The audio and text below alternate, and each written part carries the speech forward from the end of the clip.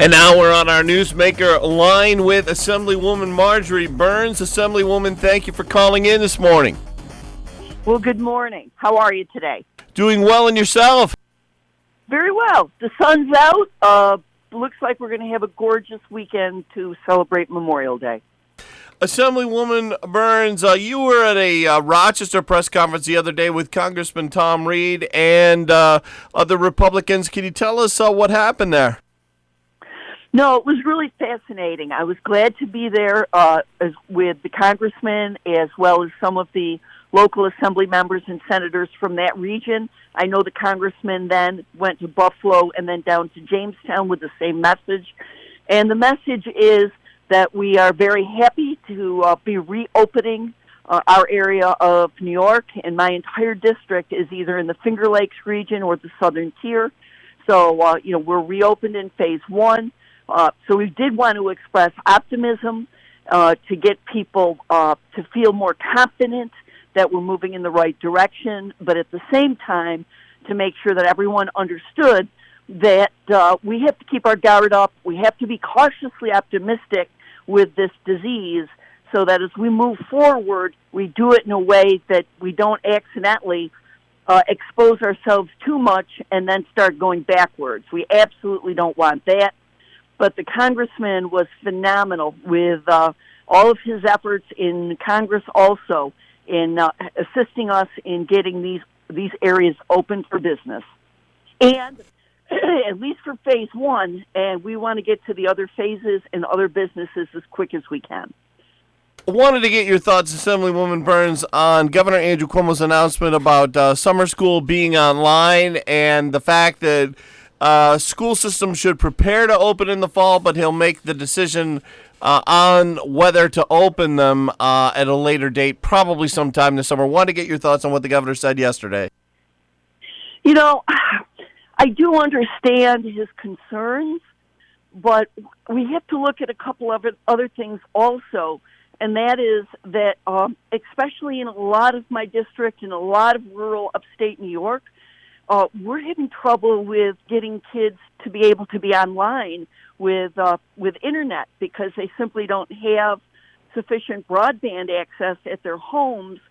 And with the libraries closed until they open, that source of having broadband access has been eliminated.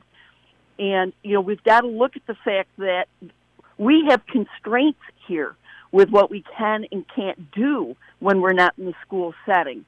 So while I totally understand the governor's concerns, I think we also need to be realistic that we don't always have these abilities. And I don't think kids are learning quite as much. Some are, but not all, are learning quite as much when they're doing it online versus in person, where a teacher or a school administrator can see whether or not they're grasping the topic. If they need a little bit more assistance with learning something, you can tell a lot from body language and watching somebody rather than just something that's over the internet in a Zoom type of fashion.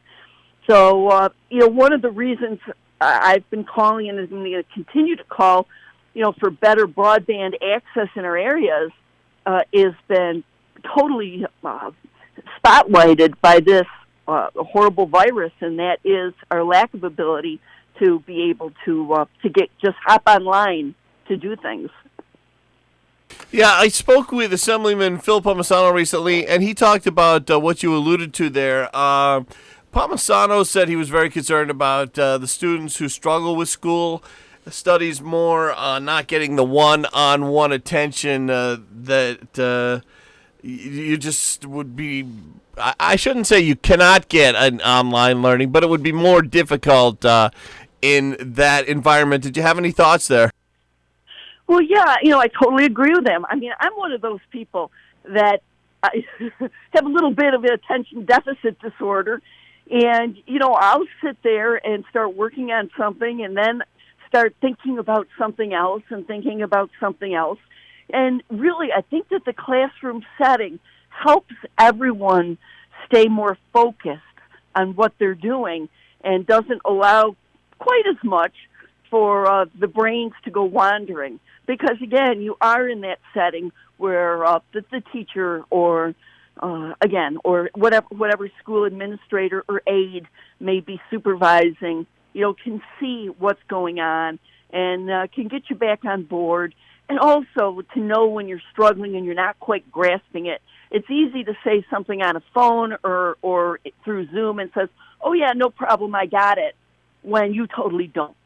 So, these are things we need to make sure that our students don't fall desperately behind because of this, because we are going to need them to be up to snuff on all of their studies so that, they can hopefully after school move on to colleges or whatever vocation they want.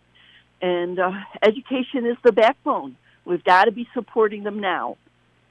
Speaking with Assemblywoman Marjorie Byrnes this morning in this segment of Newsmaker, you've been visiting a lot of volunteer fire departments, dropping off hand sanitizer. How's that been going? It's been going fantastically. A week ago Wednesday, I got 100 gallons of hand sanitizer dropped off at my office. Decided the best way to disperse it would be to give 2 gallons to every volunteer fire department, volunteer ambulance in my district, and whatever we had left we would be able to give to our village police departments. And as it turns out, there were a couple of areas that were okay, so they donated back, so I had enough to do all of that. And we've distributed to 31 volunteer fire departments, to 12 volunteer ambulances and 9 village police departments. So it's been absolutely fantastic. Everybody has been very enthused and very gracious that they have it. And one of the reasons is not only for the virus as it is right now, but as they also start getting back into practicing and doing the things they need to do to stay up on their education. They're going to be getting together more, and so they're also going to need that sanitizer in order to make sure that their own stations and that their own equipment is clean and ready to go, not just for their practice sessions, but for, God forbid, they need to come and rescue us. So they've been very pleased, and I'm really glad that that's how we could use it. Assemblywoman Byrnes, when you speak with the firefighters and the EMTs and the paramedics, the volunteers there, what are you hearing from them as far as COVID-19 goes and their emergency responses with the COVID going on? Are you hearing anything from them? Yeah, they continue to be optimistic that we're, I guess for lack of a better expression, that we're over the hump, but very, very cautiously moving forward, because the last thing they want is for anybody in their firehouses, or for any of the emergency medical people to become ill. So they are very concerned to make sure that they keep their standards impeccable, so that they don't have to risk anybody within their fire homes or their fire stations becoming sick, or the ambulance companies. And so far, all of the fire departments and companies that I've been to have indicated that they've been very lucky, and so far that they have had nobody within their ranks who has come down sick, and they want to keep it that way. Assemblywoman Byrnes, you were at a Red Cross recently in recently in Geneseo with State Senator George Burrell. I saw that on your Facebook page. Could you tell us about that? Yes. We periodically enjoy sponsoring Red Cross blood drives. It's always important, and now it's been more important than ever, because a lot of people think and are concerned about what the safety is of blood drives with everything that's going on with the COVID-19. And we want to make sure everybody knows that there still is a need for blood in the community, and that these blood drives are safe. And so that's why it's more important than ever to be able to sponsor them. When I got there yesterday, I had actually given blood a month ago at a location in Avon, so I wasn't ready to give again. So I wasn't able to give blood yesterday, but I went over, and Senator Borrello was there, and later in the day, I know Senator Pat Galvin was there as well, who was one of the sponsors, and and I watched Senator Borrello give blood, so I know he gave it up and that it's actually red. But in all seriousness, though, it is important that anybody who's healthy gets out and donates, because there is a need, there is a supply shortage, and it is safe. Everybody, even though I wasn't there to give blood, I just stopped in to check. My chief of staff and her boyfriend were there. They were giving blood, but even me, and I wasn't going to be to give blood, but was just stopping by to get in. I also had to have a temperature check, so that there were assurances on that I was safe, and so people don't need to worry. The Red Cross is right on the ball. They're making sure that this is done in a totally safe way for everybody. And I know that there are blood drives going on throughout our region, and I encourage everyone who is physically and medically able to get out and donate. We're speaking with Assemblywoman Marjorie Byrnes in this segment of Newsmaker. Going to take a quick break. We'll be back in just a moment. Stay with us. We're now Partners for Growth, like everyone to know that we are thinking of you and hope everyone stays safe and healthy. We are working with our district businesses to get all necessary information out that is required to ensure a safe and healthy reopening for all employees and community consumers. To stay up to date on openings, community events, Steuben County, City of Hornell, and Hornell School District information, please like and follow us on Facebook at Hornell Partners for Growth. There you'll find a list of businesses open with current hours updated weekly and posts shared from our businesses and local officials. Please stay safe, and remember, we appreciate your continued support to all local businesses.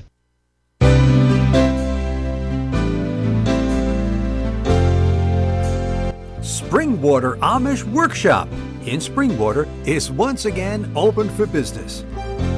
Summer living is here. Enhance your outdoor living spaces with quality constructed Amish-made furniture and accessories of polyvinyl or southern yellow pressure-treated pine. Do your baby chicks need a home? Springwater Amish Workshop has chicken coops in stock. 2020 storage sheds and gazebos are arriving weekly, or they can order just what you want. That's Springwater Amish Workshop, 7936 Mill Street, that's Route 15, in Springwater.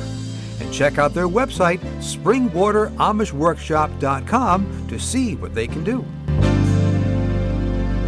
Assemblywoman Marjorie Byrnes on the line. The Assembly might be going back into session next week. What would you like to see passed in this upcoming session, Assemblywoman Byrnes? Yeah, we do. We're being told to watch our Assembly emails, because we expect to be communicated with at any time, giving us a date to be back there. I know the Senate is going back next week, so I do expect that we'll be back there probably by Wednesday or Thursday of this coming week. There's been legislation that's been proposed that I believe is really important, that centers around the small businesses. Many of them I know have gotten some PPP federal grant money, but they're also hurting a lot, and I think that there's a lot that we can do in order to, at a state level, to make sure that any transition back into full operation is covered, so that we don't lose any more small businesses than we have to. The big boxes have been open. The ones that have been hurt terribly are our mom and pop stores that we rely on in all of our villages. I want to try to address the internet access and get going on that. That's been brought to the forefront with this pandemic, and I think we can do it by making the companies responsible for extending the broadband without having to do it at state expense. Although we're going to have to take a look at that, because there's a lot of contractual obligations in there. And also, one of the things that is important, I think, is at this point, as we're now working through the phases of reopening, I think it's important that we start looking at rolling back some of the state of emergency powers that have been given to the governor, and that as we advance in our phases, that we should also at the same time be rolling back step by step on executive authority so that we get back to 3 equal branches of government, because right now the legislature's pretty much been blocked out of everything because of the extensive executive authority. And I would very much like to see we get back to having 3 co-equal branches, the executive, the legislature, and the judiciary, which has also been closed down and are going to be slowly reopening. But we need to get back to having the 3 branches of government. I want to stress that my office is open. We are open 9 to 4 every day. And anybody who has any issue, if it's unemployment-related or otherwise, please call us so that we can hear from you and we can help our best. And, we're rocking and rolling. And even though we haven't been in Albany, and I know that Senator Palmisano, or Assemblyman Palmisano and Senator O'Mara also are working their butts off, and everybody needs to know we're out there. We may not have been in Albany in session, but we are out there working for you every day, and it's important that they know it and that they know to reach out to us if there's anything you need. Assemblywoman Byrnes, Phase 1, that's construction, agriculture, retail, manufacture, and wholesale. That's open in Steuben County, Livingston County, most recently Livingston County. Phase 2, I think a lot of people are interested in with the professional services, retail, and administrative support, real estate, rental and leasing, but especially haircuts. I know a lot of people have been waiting on that one. Oh yeah, if you saw, I look like a ragamuffin. I just, but that's okay. It's all good. It's all good as long as we can get these people reopened so that they can earn a living rather than me just, looking like a mop. But yeah, and I've also been getting a lot of calls from people who are very concerned about getting our dentists open for non-emergency matters, because even something, chipped and broken tooth, which you may not be in pain per se, but you need to get in and have these things taken care of before they become major issues. So that's also been a big push lately, is also to try to have our dentists' offices reopen, obviously as long as they have all the appropriate equipment to be safe. But as far as any specific directions as to what Phase 2, other than generalities, what it'll involve, we really don't know yet. We really are dependent on the governor to give us that guidance, at the times when he's ready. So we're hoping we know soon, because we really do need to get rocking and rolling, and different companies need to prepare. I know our government offices, like I was down at the county office building in Livingston and talking to the deputy clerk here, and they're already putting into plan all their requirements as to when they reopen, what they're going to need to do in order to make things safe, getting DMV offices open. So they're putting together all their strategies so that as soon as they get the thumbs up, they can get these businesses and government working. Because even people who bought a car can't even get to DMV to get license plates, if it was a private sale. So there's a lot of things that you don't normally think about on a moment-to-moment basis that have totally disrupted people's lives. Now, churches are partially back this week with only 10 people allowed at these services. Do you know when, Assemblywoman, or what phase, I should say? Is it Phase 4 that churches would be completely reopened? How does that work? Well, that's the talk, and that's the rumor as best as we can tell, although churches were never specifically mentioned or not mentioned in any of the directives from the governor, but just because they're places of basically mass assembly, that's been presumed that they would fall under the category that would come into Phase 4. On the other hand, we've written letters, a number of us have written letters to the governor asking that they be reopened now, obviously with being socially distant and all that good stuff, which is important, because right now people are in desperate need of the services churches can provide.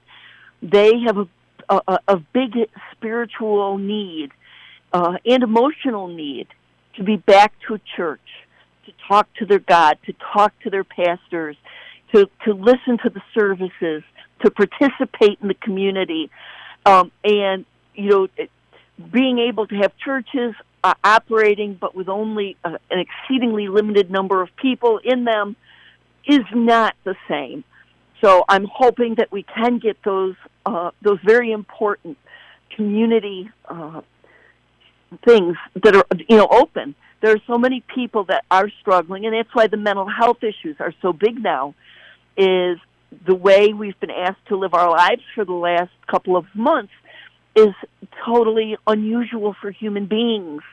And as a result, there are a lot of people who have this spiritual void, who have the mental health issues, and that's why it's so important to get people back where they have a comfort level, and we can get going here. Obviously, we have to do it in a safe way, but I think that can be done. Assemblywoman, with that, we do have to leave it. I want to thank you very much for calling in this morning. Thank you. I hope everyone has a safe Memorial Day.